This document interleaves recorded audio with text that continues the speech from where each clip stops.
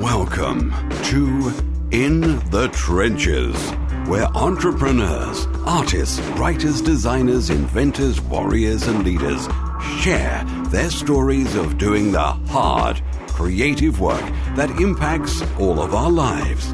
Let the journey inspire you to do something worthwhile, build something bold, and create your life's work. And now, your host, Tom Morkis. On to another broadcast of In the Trenches. I'm very excited to have on our show today Matt Gartland, who is the founder of Winning Edits, a creative agency for authors specializing in the strategy and production of books, podcasts, and products. And Matt is somebody who I've run into, actually I think it's probably been 2, if not 3 years now since we last connected. I think 2.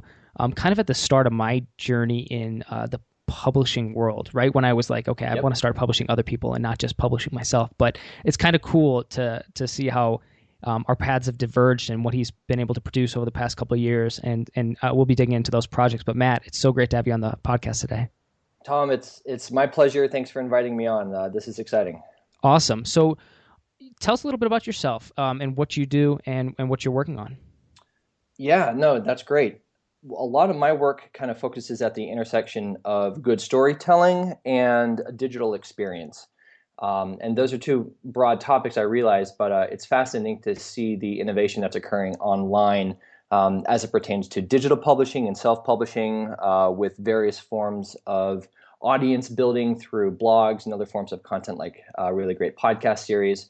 And my love has always been, even kind of dating back to what I studied at university, is technology, but very much with a web focus and very much with a kind of a social focus. When I was studying IT and technology back in school, Web 2.0 was kind of just emerging as a thing, and social media was just sort of emerging as a thing.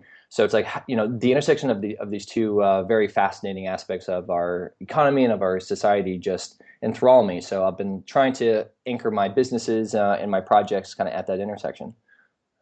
Awesome. So actually take us a step back then. How did you get into this world of authors and content creation and kind of the other stuff you've been branching off into in terms of podcasting, but kind of taking us back to that branding? So you said you studied this kind of area in college, but like where's the root of this? Where does it start? Yeah, goodness. I suppose it does start in college, but I'll confess it was not per se a conscious plan of mine or a direct route, which I think if anyone really does aspire to be an entrepreneur of some capacity, you have to be nimble. You have to kind of go sometimes without a plan and see what opportunities emerge and be adaptable, right? So what happened with me was I was studying technology, really started to kind of see what was happening online with a variety of digital content means.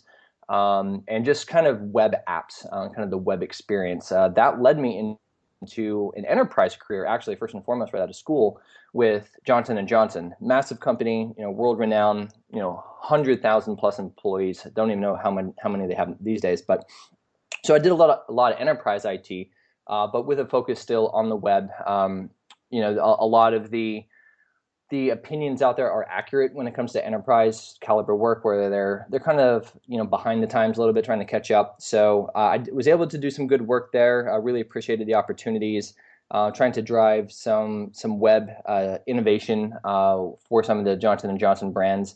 And at my heart, I always still had that love of storytelling and content and narrative. I explored that in college, even as electives. So here I am trying to tell my friends and explain to my friends in school, why I'm electively reading all of these books and electively taking, composition literature classes and writing all of these essays because I love story and I love content.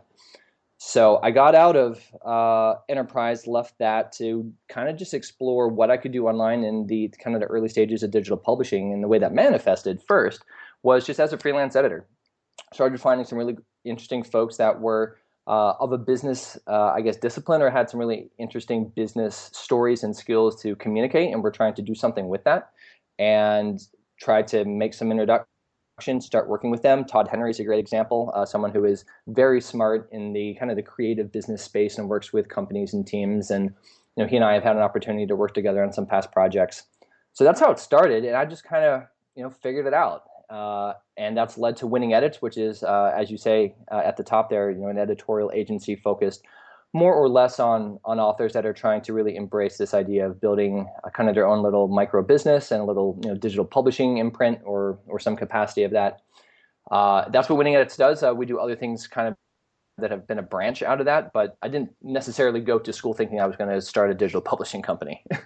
Yep, cool. So, I feel like you've been in a part of a lot of different projects then in the author space, the publishing space. Tell me about some of kind of the highs and some of the lows, maybe. Like, what have been like some of the, maybe even starting with some of the biggest challenges you've come up against, and then segueing into some of the bigger successes that you've had. Yeah, really great question. The challenges, there's no shortage of challenges. I think one thing is being able to really acutely communicate your value to an audience of potential clients or customers that may not immediately see it. Because I think in the traditional sense, editing has always been maybe a function of a traditional publishing house. And if you are, an author that has pursued traditional publishing or been traditionally edited, I think, hopefully you've seen the value of what good editing is, but you're not necessarily paying for it, right? And you're not paying for it directly. So to, at least for me as a freelancer and then growing into the company, Winning Edits, it's, it has been a struggle to really say, no, like good editing costs something.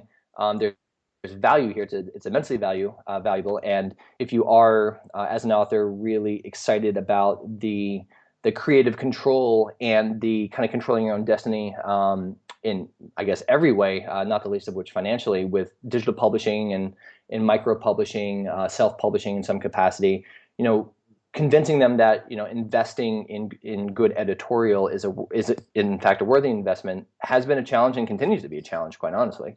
I guess so. I guess that's the biggest one. I could keep going here. So, other challenges would certainly include just building a team too. Yeah. I love that. My team is kind of geographically dispersed, almost entirely virtual. There's a couple folks here in Columbus, Ohio, where I am, but I have an editor, Ray, on my team. He's in Seattle. Mindy is one of my producers. She's out of St. Paul, Minnesota. So building a team has had it's been very joyful, but it's also been kind of reaped with challenges. You have access to a global talent audience, ostensibly, online and kind of what we do in this industry, but it's really even harder than to really zero in on people that share your work ethic and can be self-motivated when they're not sitting right next to you in an office, for example. Exactly. So actually, this is interesting because I'm really curious about this. How do you take something like editing and develop into something bigger than just being kind of a freelancer and build it into a business where you employ other people and stuff like that? Take us through that process, or had it always been that from the start, or was it more like essentially more of an individual freelancing bit for you, kind of consulting type bit, and then you've grown it? But I'm just curious about your thoughts on that. Yeah. No, another really great question. I would say that as I guess got my personal name out there a little bit more and was meeting some really great authors. I've never had the pleasure to work with Chris Gillibo directly, for example, but I've gotten to know him. The World Domination Summit kind of audience has a lot of authors or emerging authors, kind of starting out maybe as bloggers and trying to do something a little more professional or whatever. So as my name kind of got out there and I was working hard to network and whatnot, I guess the first thing to mention was just a capacity issue. It's like, hey, I only have so many hours in a day that I can be doing this. And I see a great just potential, and I see and am motivated at my core to help other people tell really great stories and work in that capacity, sort of as a steward, of their stories. How can I potentially, expand my personal capability to make a positive impact?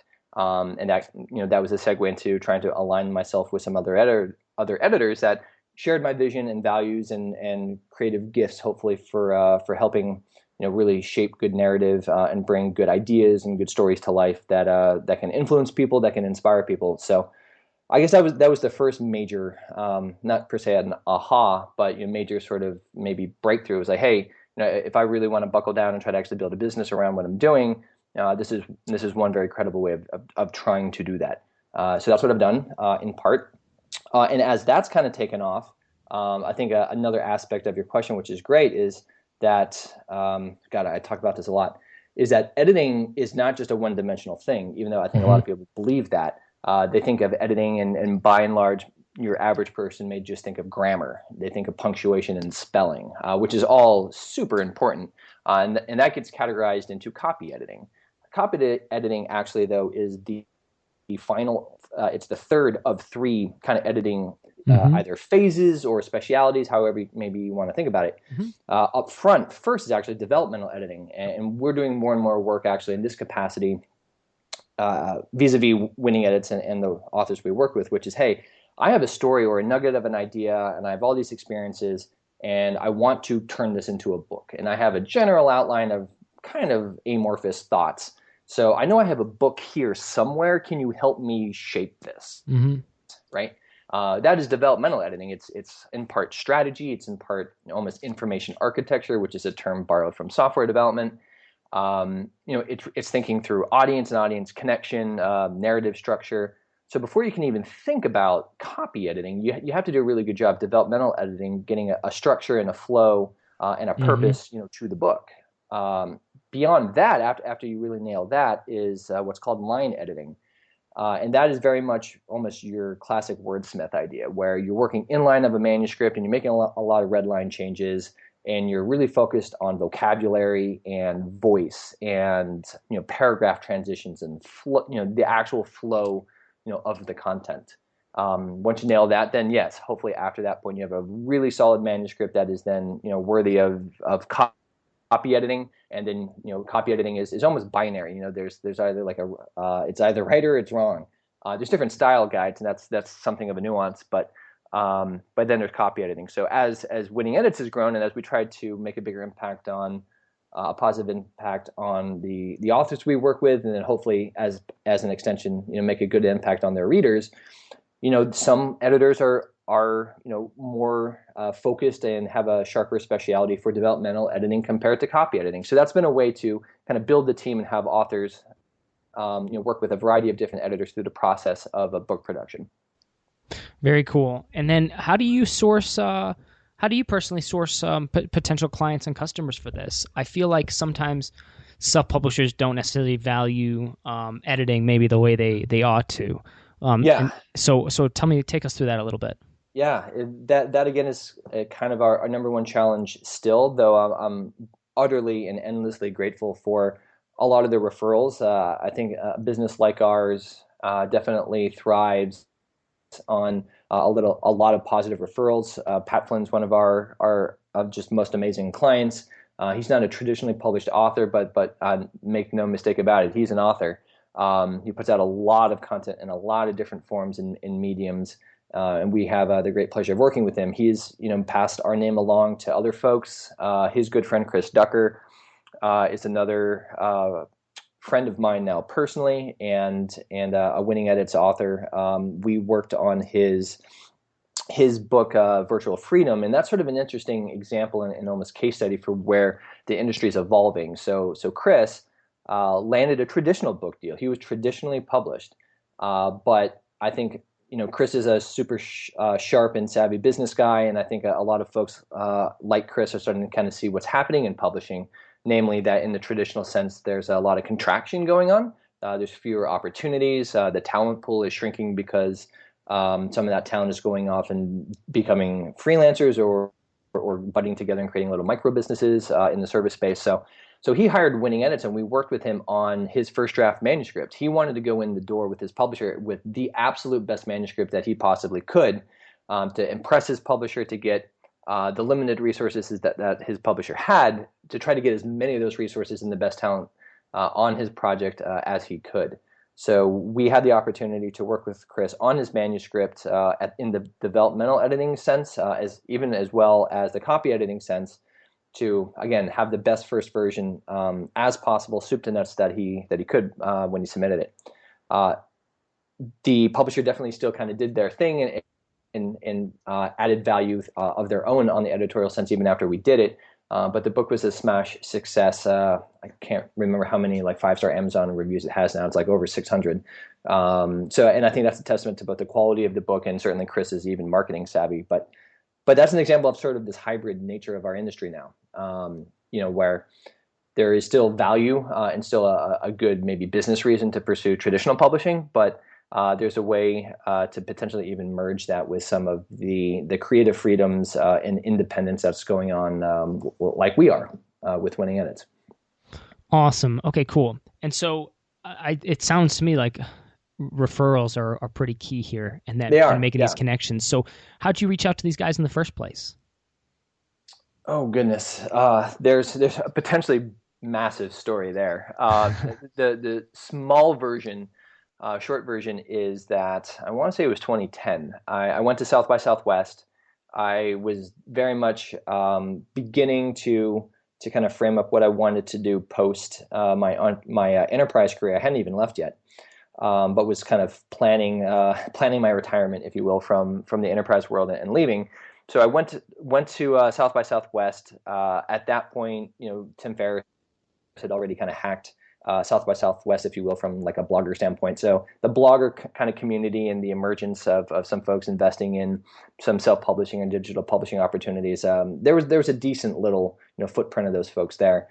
So I went there, and I had done a lot of due diligence up front in terms of researching what bloggers were really taking off and the stories that they were telling, and really kind of seeing these guys as in some capacity or in some sense the vanguard of digital publishing and where that was going to go. And then maybe this was fortuitous that I think 2010 was the year also the big sort of GoWalla versus Foursquare sort of year where global check-ins were like super important and everyone was kind of on that trend or craze. So I was able to see where people were. So I just utterly crashed people's lunches and things. And I had emailed a fair number of them in advance and was like, hey, I'm going to be in Austin as well. Would love to try to meet up with you guys. So just took initiative and kind of sucked it up and threw myself at some opportunities and was able to meet some really great people. It never ceases to amaze me just how charismatic and how genuine a lot of the folks in this industry are. And if you just make a little bit of an effort to introduce yourself, that can go a long way. And I was thankful and lucky that it did in my case. Awesome. So tell me a little bit about kind of where you're at now and what you're working on and where you're going. Yeah, we do a lot of strategic content work. A lot of times it results in some sort of a published product. Oftentimes, I guess you could say that's a book, but what's super exciting for us is that kind of the definition of a book is evolving and changing. It's not a very rigid concept anymore, so that's fun. We work with folks like Pat, like Chris. We've worked with Mark and Angel. Typically, we work on nonfiction projects. We've done a random fiction book here and there. But typically we work with nonfiction authors in a business capacity or a leadership capacity or something about improving your creative process, like a Todd Henry. He writes, again, a lot about that. So we do a lot of content strategy, trying to think about what sort of narrative do you want to tell sort of across channel. That's where we're trying to anchor a lot of our work now. Is like, okay, you want to write a book. What sort of topics can you start getting out there on the blog? Maybe serialize some of this content through a hyper-focused podcast. What can you do to even drip out some early ideas for a potential chapter through email? How can we start to really foster some audience engagement, reader engagement with those ideas, and to help to even kind of calibrate your thinking about a book? And then once we kind of have a more complete idea for what a really quality, solid book can be, then again we'll focus a little more acutely on the nuts and the bolts of putting a book together. Largely those projects, again, are digital first. We have worked with a number of authors on print on demand, which is continually kind of growing as, I guess, number one, just the technology continues to get better for print on demand. And then two, it's just generally becoming more interesting to people to have that option. So we've produced a number of books to be print on demand ready, if you will. It's still a digital file that you upload into, say, like Amazon CreateSpace, and then you can print from there. So, and then beyond, I guess, just again, the books and the production of the books is doing, I guess, namely with folks like Pat, to keep mentioning him, but kind of broader content strategy that even can manifest in offline events. Not something that is really our bread and butter.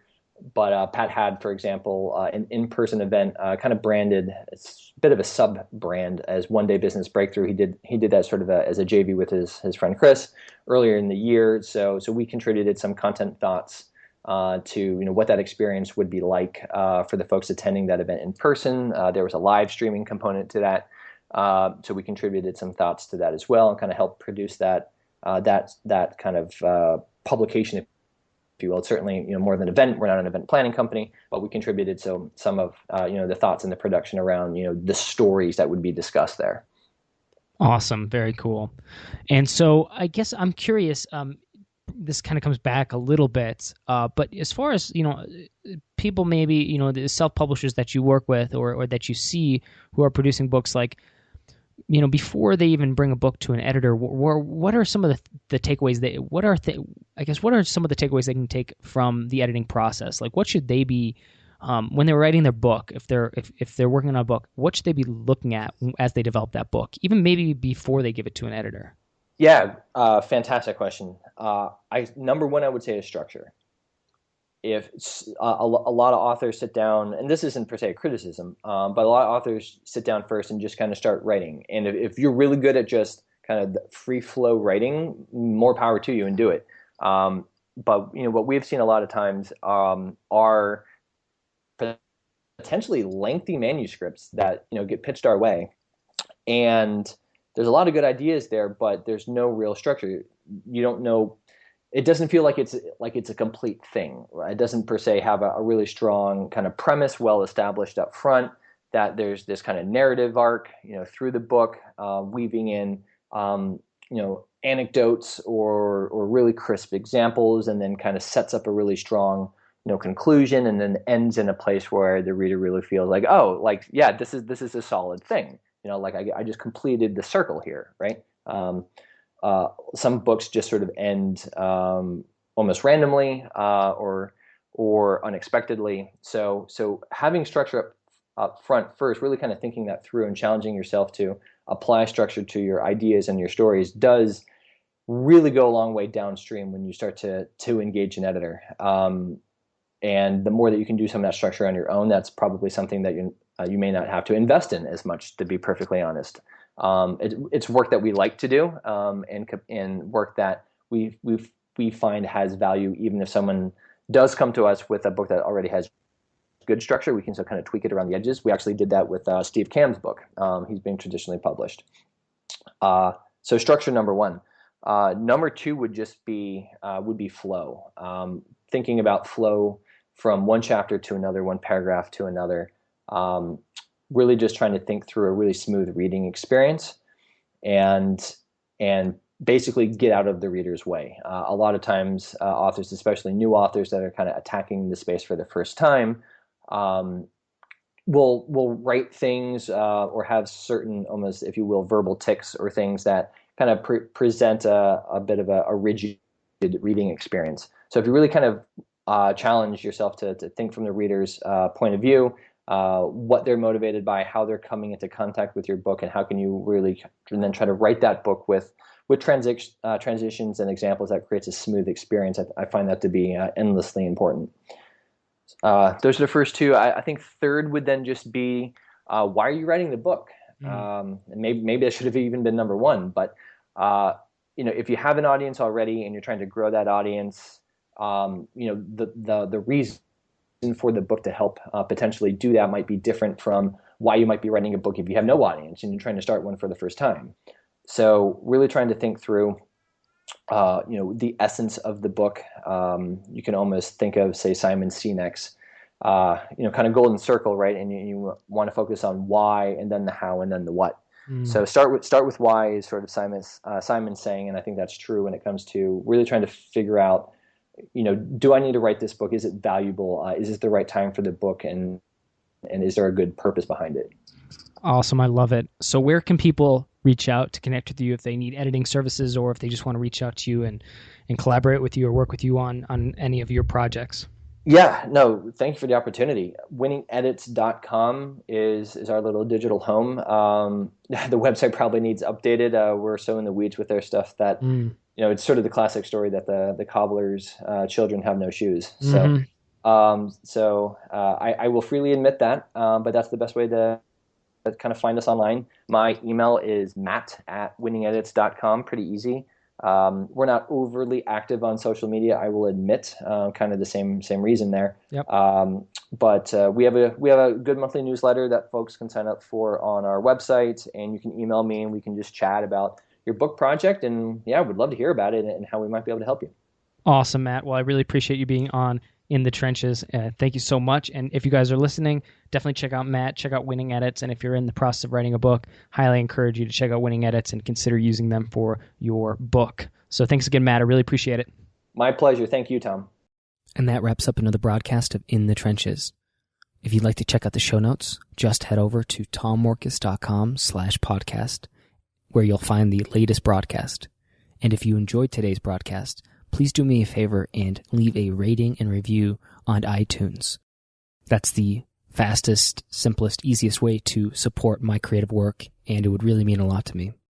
As always, this is Tom Morkes, and if you're listening to this, you are the resistance.